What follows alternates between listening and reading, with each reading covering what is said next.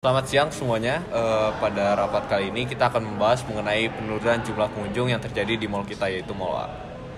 Untuk topik pembahasan hari ini ada beberapa, yaitu ada 4. Yang pertama penurunan pengunjung mall, yang kedua data pengunjung mall kita, habis itu ada fasilitas mall, lalu ada strategi penanganannya. Untuk yang pertama ada penurunan pengunjung. Penurunan jumlah pengunjung di Mall A kita itu ada mengalami penurunan.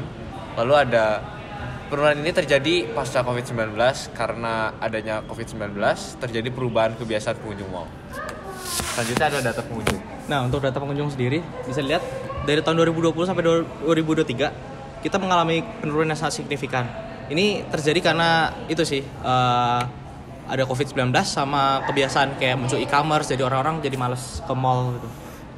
Yang topik ketiga adalah fasilitas mall. Ini adalah detail fasilitas mall kita. Dan kita memiliki fasilitas mall yang tidak dimiliki oleh mall lain, yang diungguli oleh kita kepada orang lain. Yang pertama adalah pusat rekreasi, yang kedua adalah food court, yang ketiga pusat informasi, yang keempat adalah tempat parkir yang luas, yang kelima adalah toilet umum yang nyaman dan aman, dan keenam adalah toko barang fashion. Nah, sekarang kita masuk ke strategi penanganannya. Jadi ini strategi yang udah saya buat. Jadi kalau menurut kalian gimana strategi yang saya buat? Kalau event kan tergantung, soalnya nggak semua event orang itu suka. Ya. Lagian kalau mau buat event kan biayanya juga gede, karena pengunjungnya belum tentu minat. Jadi kita harus memikirkan gimana event ini harus berjalan dengan baik, terus diminati banyak orang gitu. Perlu ada promosi di waktu kita akan mengadakan event. Terus untuk fasilitas sama transformasi desain mall itu pasti membutuhkan waktu lebih, bukan strategi jangka pendek. Kalau mengadakan pasti butuh biaya juga kan. Iya sih. Tapi kalau menurut saya kalau buat event itu bisa ini sih balikin traffic kita. Misalkan nih kita buat event, kita misalkan ngundang artis, otomatis kayak fans mereka tuh bakal ke mall kita. Jadi itu bisa ningkatin traffic kita. Jadi selain kita buat event, mungkin kita bisa barengin sama kayak kita ngadain sale gitu. Jadi biar trafficnya makin rame juga. Bagus. Apalagi tujuan orang ke mall kan biasanya buat nyari barang-barang yang bagus, tapi dengan harga yang lebih itu biasanya. Makanya kita harus mengadakan sale kan. Iya. Kalau misalnya kita ini ada mungkin urutan strateginya bisa dibalik.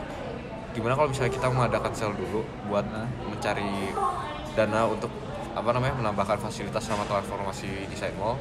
Baru nanti begitu udah ada fasilitas yang ditambahkan sama transformasi dari desain mall sendiri, baru kita promosi mall kita pakai event. Itu bisa sih. Lebih efektif sih jatuhnya.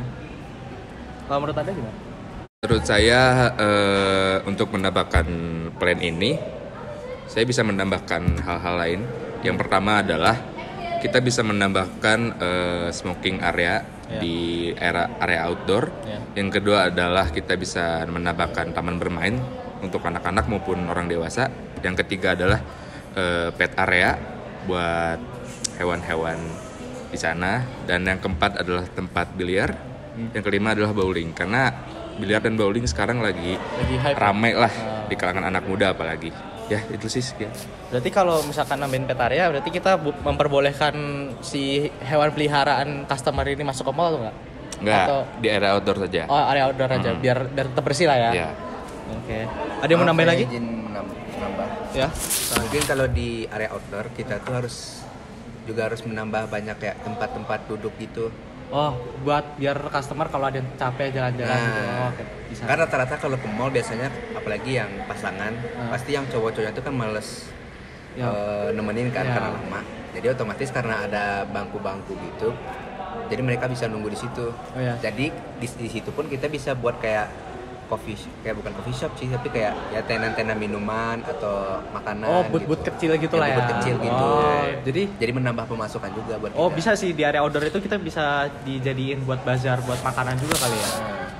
Bisa. Dan bazar kan juga bisa lah buat ngasih value ke kita, kayak buat sewa tempat gitu. Oh iya sih, iya.